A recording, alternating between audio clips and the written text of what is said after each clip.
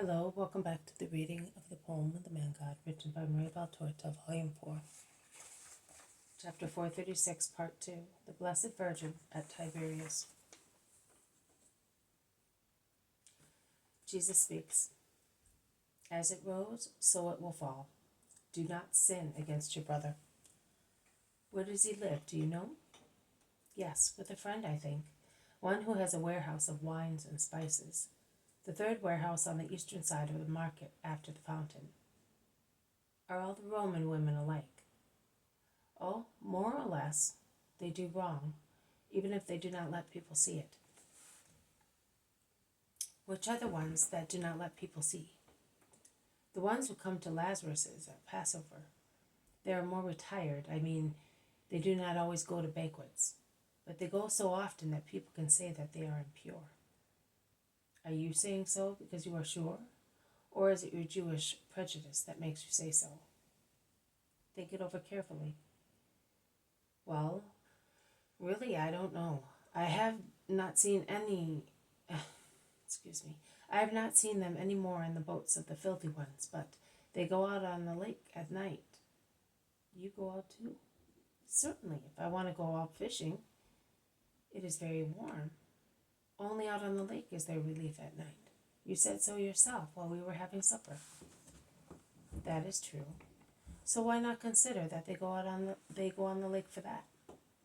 The man is silent. He then says, "It is late. The stars say that it is the second watch. I am withdrawing. Donna, are you not coming?" "No, I will stay here and pray. I will go out early.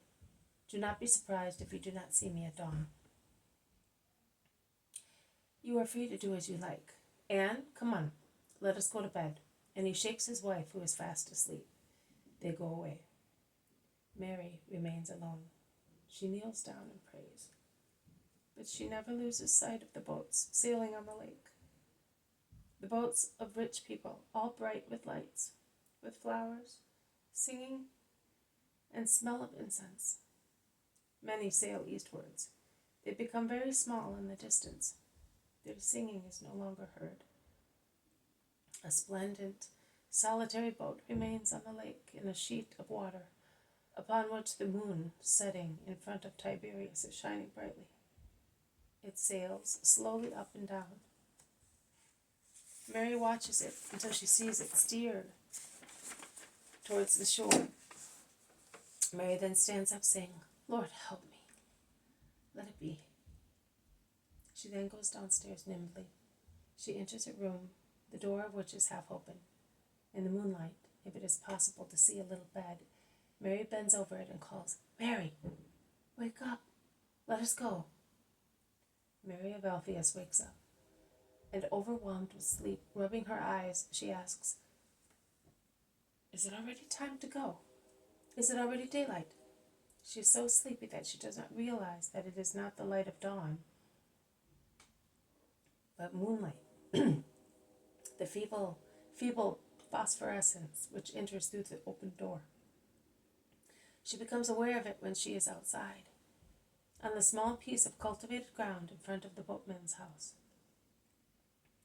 "But it's night time," she exclaims. "Yes, but we will finish sooner, and we will get out of this town sooner. At least I hope so. Come, this way, along the shore, quick, before the boat sets ashore." "The boat? Which boat?" asks Mary, but she runs after the Virgin, who is walking very fast on the deserted shore, towards the little pier where the boat is heading. They arrive panting a few moments before it.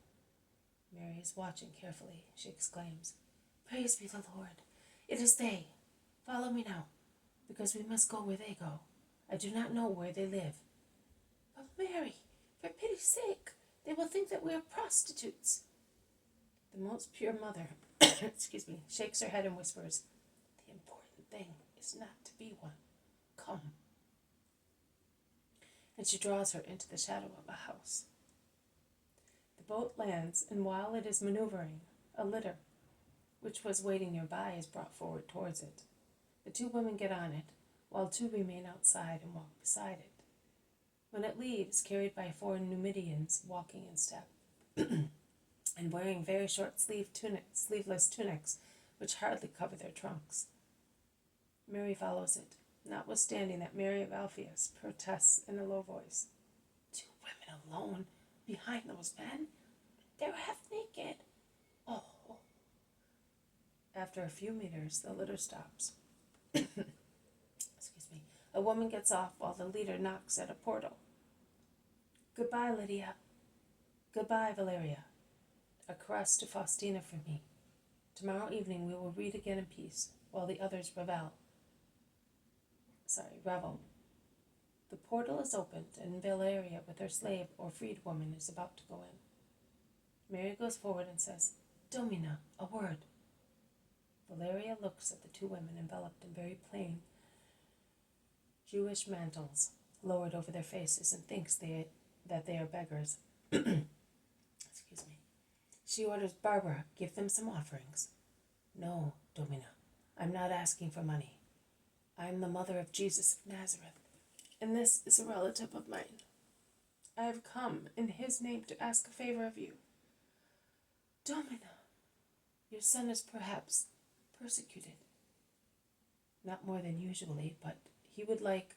Come in, Domina. It does not become you to remain here in the street like a beggar. No, a few words will suffice if you can listen to me in secret. Go away, all of you, Valeria orders her slave or freed woman, whatever she may be, and the doorkeepers.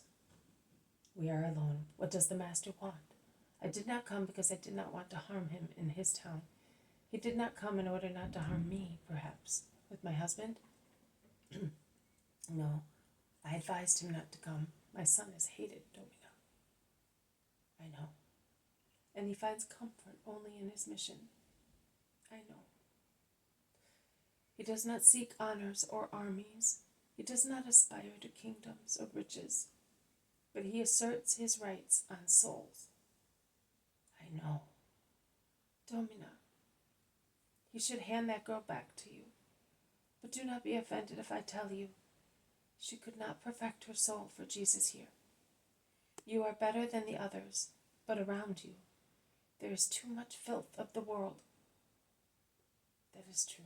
So, you are a mother. My son has the feelings of a father for every soul. Would you allow your daughter to be brought up among people who can ruin her? No. I understand.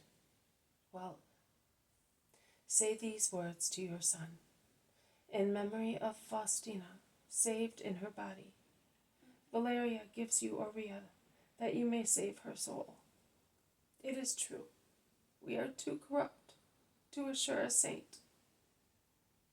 Domina, pray for me. And she withdraws quickly, before Mary can thank her. She withdraws, I would say, weeping. Mary of Alphaeus is dumbfounded. Let us go, Mary. We will leave during the night, and tomorrow evening we will be in Nazareth. Let us go. She gave her up, as if she were a thing. She is a thing to them. To us, she is a soul. Come, look. It is already dawning over there. One can say that there is no night time in this month. They go along a road which is no longer semi-dark, and which opens in front of them, instead of taking the shore. It is a road behind a row of modest houses.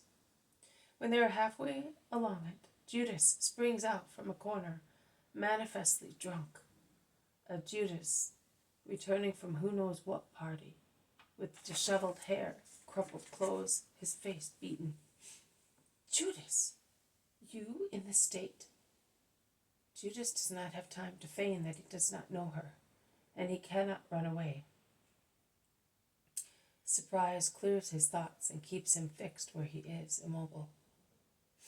Mary approaches him, overcoming the repulsion which the sight of the apostle stirs in her, and she says to him, Judas, wretched son, what are you doing? Are you not thinking of God, of your soul, of your mother? What are you doing, Judas? Why do you want to be a sinner? Look at me, Judas. You have no right to kill your soul. And she touches him, trying to take his hand. Leave me alone. I am a man after all, and I am free to do what everybody does. Tell him who has sent you to spy on me that I am not yet all spirit, and I am young. You are not free to ruin yourself, Judas. Have pity on yourself. If you behave like that, you will never be a happy spirit. Judas, he did not send me to spy on you. He prays for you. Only that. And I pray with him in the name of your mother. Leave me alone, says Judas rudely. Then realizing that he has been rude, he rectifies himself. I do not deserve your pity. Goodbye. And he runs away. What a demon! I will tell Jesus, exclaims Mary of Alphaeus. My Judas is right. You will not say anything to anybody. You will pray for him. Yes. Are you weeping? Weeping for him? Oh, I am weeping. I was happy having saved Aurea. I am now weeping because Judas is a sinner. But to Jesus, who is distressed, we will take only the good news, and we will snatch the sinner from Satan by penance and prayers. As if he were our son, Mary. As if he were our son. You are a mother too, and you know, for that unhappy mother, for this soul of a sinner, for our Jesus. Yes, I will pray, but I do not think that he deserves it. Mary, do not say that. I will not say it, but it is so. Are we not going to Joanna's? No, we will come back soon with Jesus. This has been a reading from the poem of the Man God, written by Maria Valtorta, Volume 4, Chapter 436, Part 2, The Blessed Virgin at Tiberías. Thank you for listening. I will see you tomorrow. May God bless you, and may peace be with you.